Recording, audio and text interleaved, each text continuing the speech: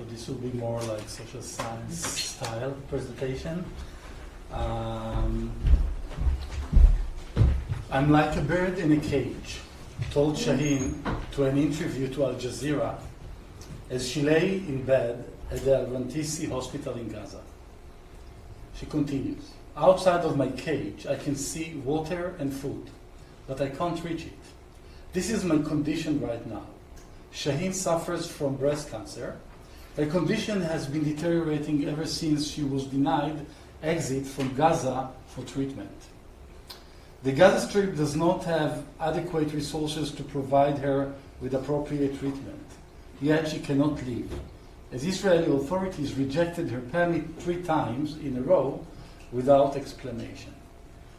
But this is not an anecdote. Current data indicates that 54 Palestinians, including 46 cancer patients, died in 2017 after the requests for permits were delayed or refused. The case of Shaheen illustrates the way in which health, death, life, and space are entangled.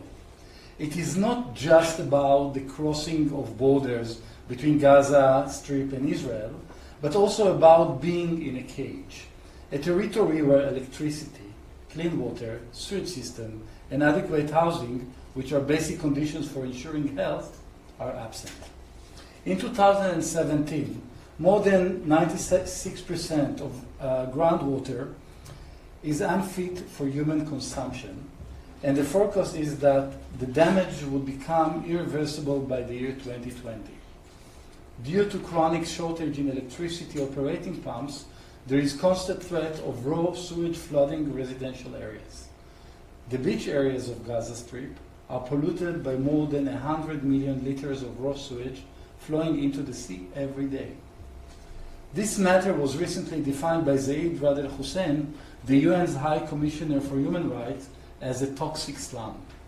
Hussein claimed that Gazans, and I quote, are caged in a toxic slum from birth to death. A ghetto of 1.9 million residents, 50% of them are under the age of 18, living in one of the most densely populated places on earth. Both Israel and Egypt imposed air, land, and sea blockades on the territory in 2007 after Hamas won local elections. 39% of the population lives below the poverty line. More than half lack access to reliable electricity, and unemployment stands at 42%. The World Bank report states that Gaza's residents have, and I quote, for years endured an environmental disaster due to sewage pollution. 97% of Gaza's drinking water is contaminated by sewage. In short, as noted by the UN, Gaza will be unlivable by the year 2020 or maybe sooner. The spatio-politics of health, death, and life goes beyond the notion of necropolitics. It is not just about the use of social and political power to dictate how some people may live and how some must die, as Achille Mbembe suggests. But it is also about the spatial dimension of it. It is about the production of a controlled space, as well as about the destruction of it. Within this context, I argue that spatial organization determines the right to kill as defined by Foucault, blocking Gaza, isolating its inhabitants, controlling the goods that can enter the strip, such as food, construction materials, etc., etc.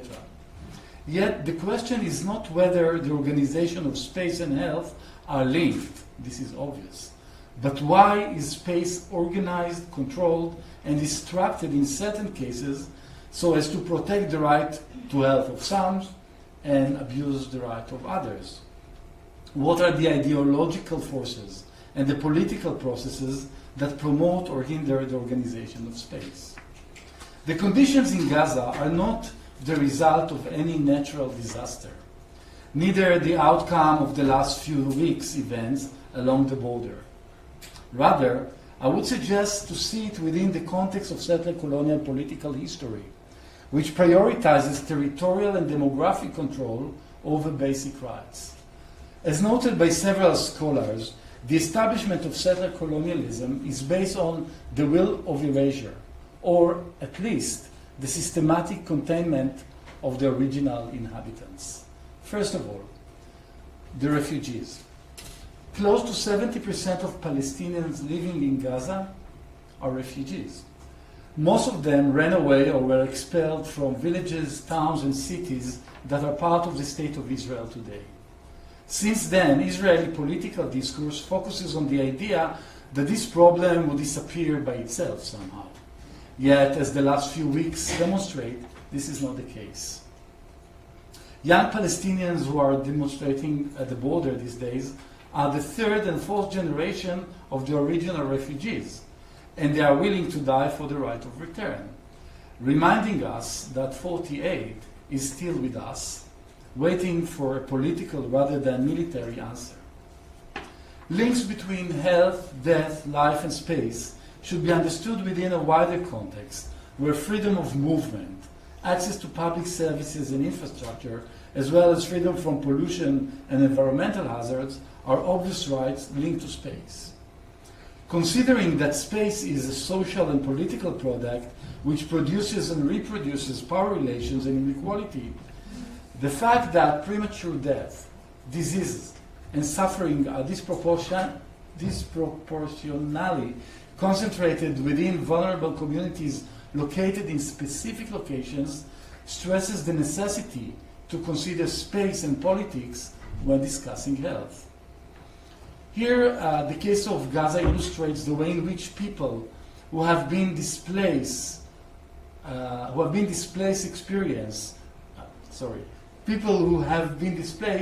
experience root shock, the traumatic stress reaction to the loss of some or all of one's emotional ecosystem. The case of Gaza also demonstrates the very historical foundations of the root shocks are expelled of Palestinians after 48 from Israel and the creation of the refugee crisis and the ongoing violence in the last few decades. Root shock is both, and this is very important and linked, I think, to the previous presentations. Root shock is both personal and collective.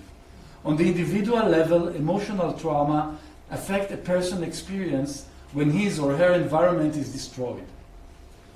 It causes the risk of stress-related diseases like depression and diminishes social, emotional, and financial resources. Here, several reports point on the growing number of mental illness in Gaza, including a growing and quite shocking number of suicides. Importantly, this has also an effect on the community level. Root shock is expressed by the loss of interpersonal ties that is vested in the collective connections and affect negatively a community resilience.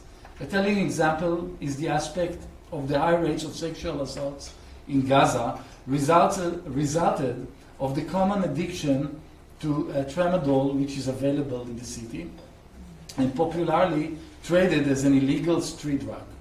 According to Mansour, the tramadol side effects have an immense impact on the frequency of sexual assaults and on other unhealthy sexual behaviors.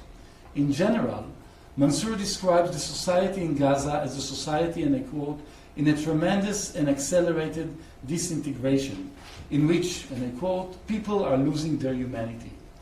Another aspect is gender-based violence and the rising numbers of women who are exposed to violence. In 2016, more than 148,000 women were subjected to psychological abuse and physical abuse. Studies show a link between violence against women and the worsening living conditions. According to the UNFPA, and I quote, the structural, cyclical, and hierarchical nature of violence means women often become shock absorbers of crisis in Gaza. A crucial question about the link between space and violence must be asked. Is Gaza transformed from a ghetto, as we often hear, into a frontier? So following James Rohn, when a targeted group is ghettoized, they are likely to become victims of severe policy-style repression, but not ethnic cleansing or murder. Yet, When a targeted group exists on a frontier, they are more likely to become victims of cleansing and death instead of repression.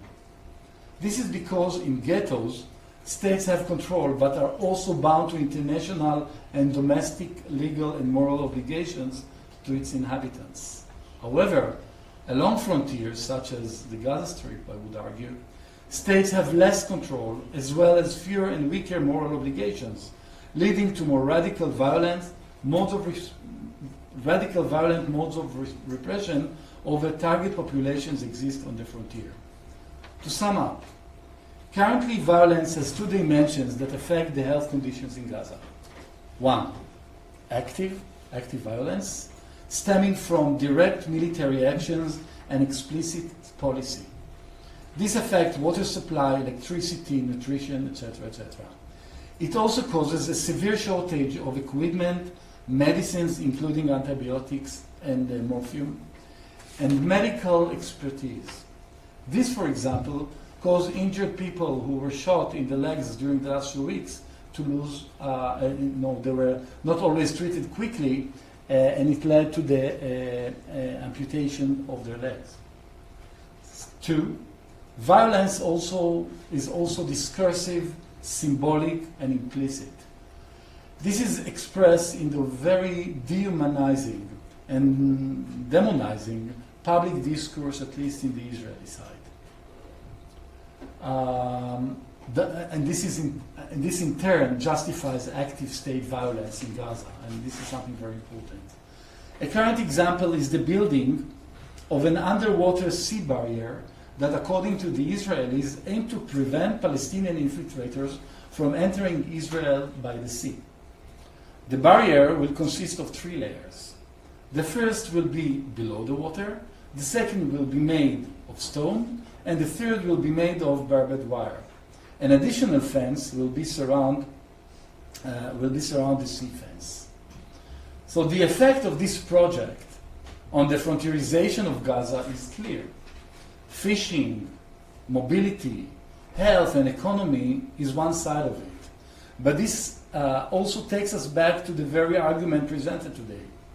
The spatio-politics of health, life, and death are highly political, and that access to water, electricity, and services, or proximity to environmental hazards are not neutral facts, but rather the results of policy and violence.